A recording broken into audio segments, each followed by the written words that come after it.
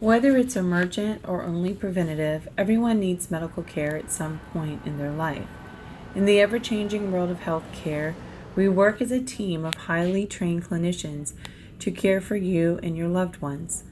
Doctors and nurses are not the only people in the fight to care for patients. It also consists of the dietary department that feeds us, the environmental services that keep us clean, the engineering staff who keep our lights on, and the administrative team that leads us, along with many more behind-the-scenes staff that allow us to provide the care everyone deserves. Through everyone's compassion, people can lead healthier lives. My average day, so typically I get here about 6 o'clock in the morning. The patients are starting to get here around that time. I bring the patient in, I introduce myself, and I tell them what we're going to be doing today. If they have any questions or concerns, I prep the patient for the doctors. I draw labs, I start IVs, get the consent signed, and then afterwards, when they go for their procedure, they'll come back and I recover them. And if they have any questions, concerns, or anything about that, then that's when I, address like their concerns. And then if there's no other things that need to be done, I discharge the patient.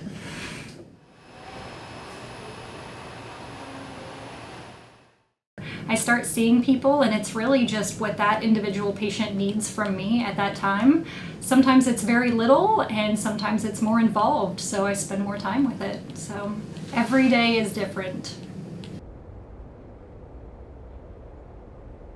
I come in about 6:30 in the morning, get organized for the day, organize our schedule for the day. We do multiple cases.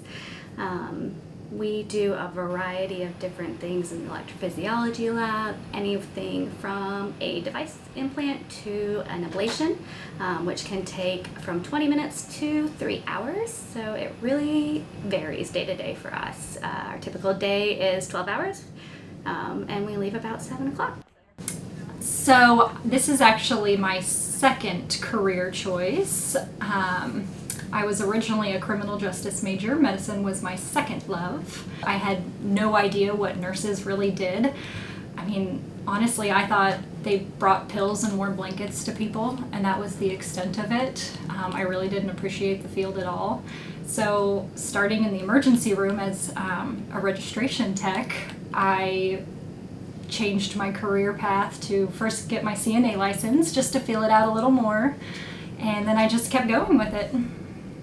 I originally was a music education major. I decided to become a nurse because my grandfather was actually a patient here at Trinity Medical Center, and his nurse wasn't great. His nurse was actually very rude. I remember her. I don't remember her name. I remember her specifically, but this nurse was very, very rude, and I just felt that I could be a better nurse, and so changed my major to nursing, and I worked my way up. I was a CNA, LPN, RN, and then I just recently got my bachelor's. So I came straight out of high school, went to nursing school. I was 21 when I started nursing with my associate's degree. Now I've been in electrophysiology for about 3 years. I got my BSN about 1.5 years ago, and I am about 9 months out now from graduating with my nurse practitioner. The most rewarding thing I feel is when you see that light bulb moment happen with patients, and you can kind of see that moment where they're like, oh, I get it, I understand, that makes sense, yes, I should take that medication, you're right. I feel like when people have that moment and they really understand, they have a better outcome. I decided to be a nurse because I love to help people, and I love to help them when they are in need. I have a passion for helping the underserved.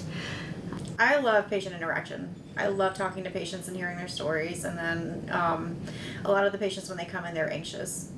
So I love seeing their anxiety ease after I talk to them and kind of calm their nerves a little bit. And I love seeing afterwards, like they're just, they're just settled and calm. The greatest skill for a healthcare professional is between communication and compassion. Compassion. You have to be compassionate for a healthcare professional. If you don't have compassion, then this is not the job for you. Other than an incredibly dark sense of humor, Which is true. I feel like if we took all of this stuff home with us all the time, it would weigh us down. We would we would be just this depressed mush of a human if we carried all of the weight of what we see day in and day out. So to be able to put a humorous aspect on it, like gallows sense of humor, I feel like that kind of helps with our mental health. On top of that, obviously, compassion. I'm going to change one thing about the facility. I wish that we could get more pay. If I'm gonna be quite honest, I wish that we could get more pay for what we do. A part of the facility, I would definitely expand it. We have a lot of problems, and it's not unusual. Hallway patients in the emergency department, admitted patients in the emergency department waiting, surgical patients waiting in the PACU, cardiac patients waiting, and they just don't have a bed to go to. So unfortunately, the Charleston area has grown tremendously, and the hospitals have not been able to keep up with that. Currently, a lot of the nursing staff, a lot of the experienced nursing staff we lost during COVID, and that some was due to caregiver fatigue, but a lot of that was due to traveling and the pay that was available for those nurses to travel. What the whole nation needs right now is more staff, more nurses, more bodies, more people. We can't be everywhere. Our patients need a lot from us. It would be very beneficial to have more time to spend with our patients instead of feeling that rush and feeling like you're needing to prioritize. 'Cause sometimes you're prioritizing important things and putting important things off. So just more people that are competent and qualified to help.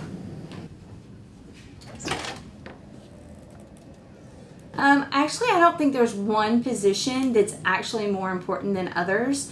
If you start from the top, from our CEO, she is not a nurse. She doesn't have a nursing or medical background, but she knows how to care for her staff. She knows how to take care of those who are taking care of others.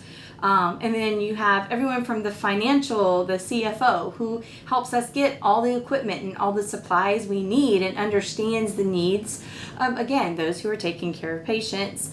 And then you have people like EVS, who, if we didn't have them, we wouldn't have clean hospital beds. We wouldn't have clean floors and a nice place to work.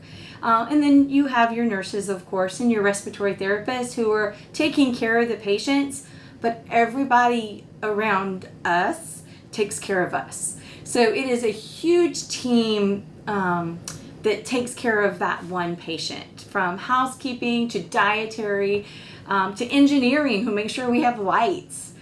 So I don't think there's really one position more important, but it's the teamwork that is the most important in our facility.